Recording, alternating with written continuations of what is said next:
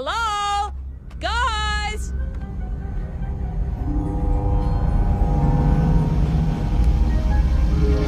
What is it?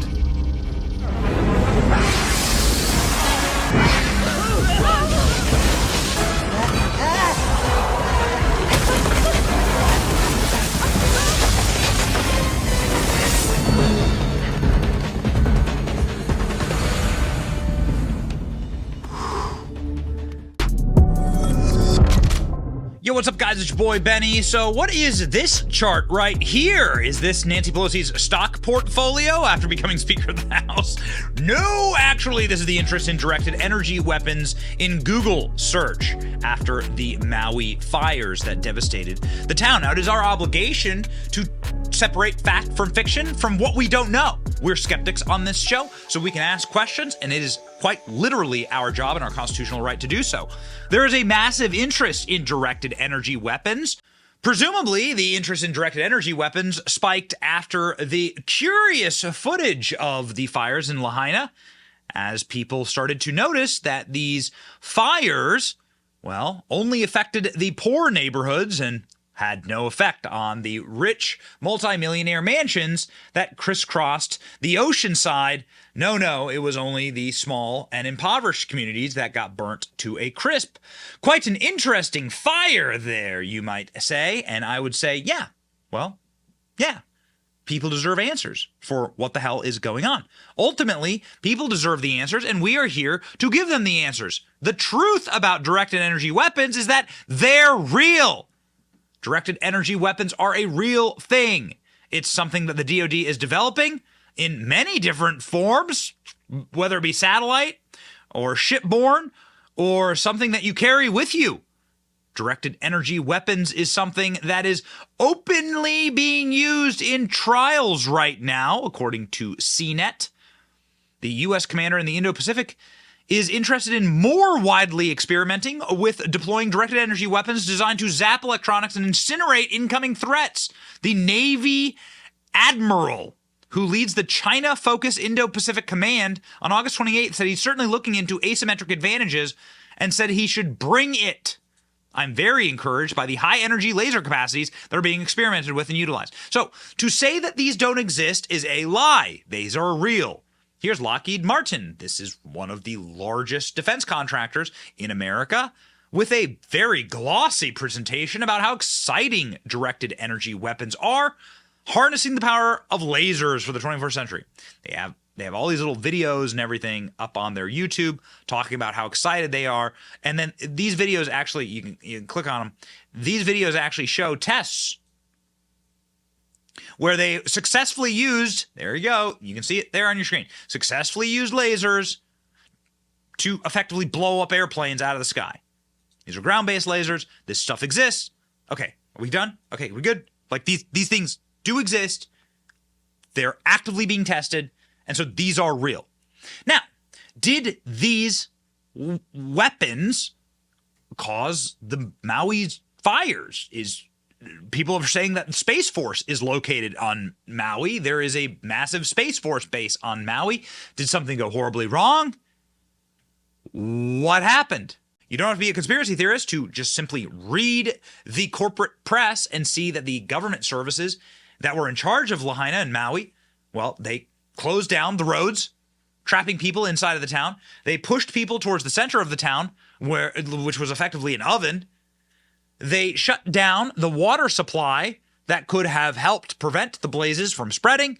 And, of course, they didn't sound the sirens to warn people of the dangers. Very curious. They also passed pieces of legislation right before the emergency that allowed them to take everyone's homes. So, yeah, people have a right to be very, very suspicious about who's going to profit and benefit from these fires. In fact, if they headed over to some of the local residents' YouTube accounts, they'd find some other curiosities. Ladies and gentlemen, this is a man named Hawaiian Real Estate, Hawaiian Real Estate Org on YouTube. This dude has an account. He has posted. He lives in Maui. He's posted a lot. He is not crazy. He posts stuff about, like, beach walks and real estate deals. Okay. But he's gone viral in the last couple of days by posting some very interesting sights and sounds from inside of the burned down village of Lahaina. Ladies and gentlemen, the first of those videos, you see Maui evidence of a directed energy weapon. Now, what he does here is he walks around a vehicle that has been burnt to a crisp, asking, how the hell did this thing get burnt to a crisp? How did that cone not completely disappear?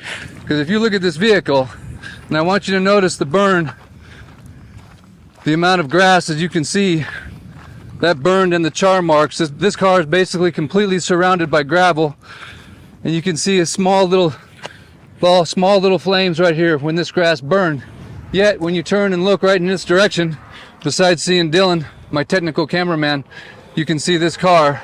And for all you scientists out there that have been sending me images and you're asking me if they're real, I'm here to tell you, in Jesus' name, what we're showing you is real, live on YouTube. So if you enjoy content like this, we ask you to please immediately like this, share this, and subscribe to the channel. Why? Because you are our only hope of getting this out to the world through the YouTube algorithm.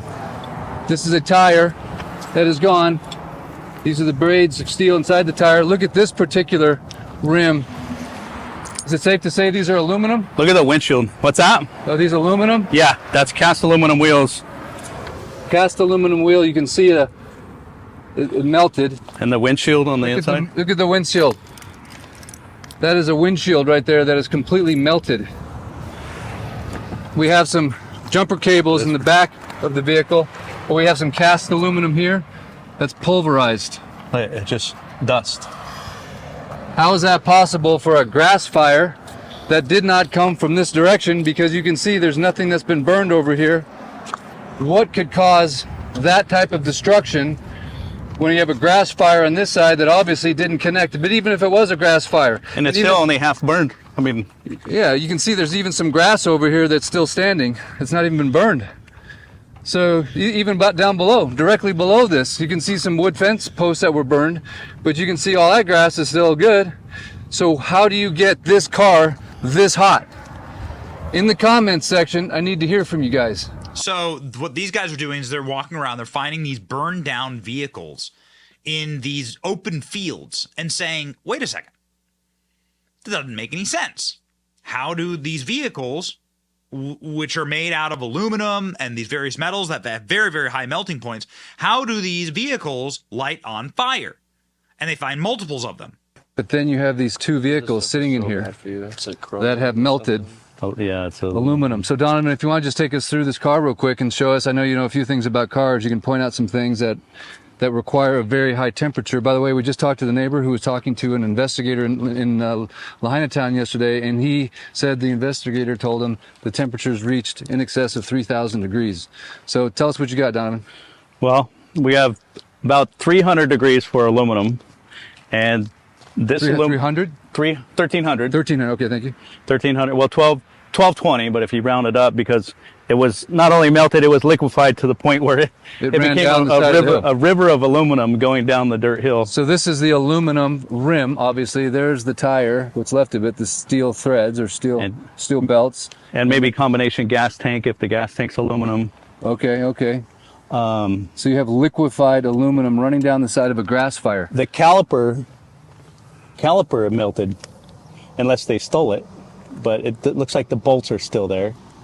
So that, and then you get the steel belts of the tire, which is just a bunch of wire mesh laying there, and you have the windows that were melted, the back window. If you look at the big old, like almost like the glass is just melted. Yeah, it was dripping. This is almost what you would see if you put a car in an incinerator. But this is not surrounded by a bunch of structure fires or anything. Yeah, there's no fuel. So these guys are effectively saying, how do these cars heat up so much? How is it possible for these cars to get so hot in this area that doesn't have any fires around it? They're not surrounded by structures. What is heating up these vehicles is what these guys are asking. Interesting. But you notice that house is untouched there. Now let's just scan the houses next door so you can see for yourself that all these homes are perfectly fine. So there's no fuel to create the fire that's powerful enough. It's like if you burned your campfire next to your car and then this happened to your car next. Well, everybody's thrown beer bottles or bottles in their fire, in their campfire. Right. And I mean, look at the windshield. It's almost gone in the back windows. So does everyone just need to go take a little Wikipedia tour on the melting points of things and just do some research? Yeah, it's amazing. Is that a good idea? So, because I didn't know much about melting points before all this started, and I'm a skeptic when it comes to all things outlandish. But to me, this is what now seems outlandish to me. So, ladies and gentlemen, we have done our research. Here you go. The melting point of aluminum is 1220. I mean, it's really hot. It's a lot hotter than my oven gets. That's really, really hot. I guess the question is, how do these cars melt? And I mean, again, it's kind of like you're in an incinerator. The only thing that can come to mind for me is maybe these vehicles are being ignited. The gasoline inside of them has blown up. And so the cars literally incinerate because the gasoline blows up inside of them. I guess. Yeah, I don't know. I encourage you to go watch the entire videos. The videos are 40 minutes long, 11 minutes long on the guy's channel, and see for yourself. Again, the dude just like films whales and surfing and hikes in Maui. That's what he does with his life. Looks like a hippie. Seems like a hippie. Has a rainbow in his bio here. So what do you want from me? That's what people are saying? That, like, directed energy weapons are real? Melting points are real? How are these cars melting in the middle of the field? Decent question to ask. Why are all the structures around the cars intact? People are still living there, and then the cars are melting right next to them. It has to be 1,200 degrees at least to get that aluminum to melt. So wouldn't the house be gone too? We're just asking questions. We're looking for answers. We gonna get them? We'll see. Keep asking questions, though. Skepticism can never be wrong. It is, in fact, our obligation to ask questions. It is our right to ask questions. We must continue to ask questions. Freedom of the press is one of our most treasured rights in this country. It'd be nice to use that right a little more. It's your boy, Benny. Like, share, and subscribe. Then communism. See ya.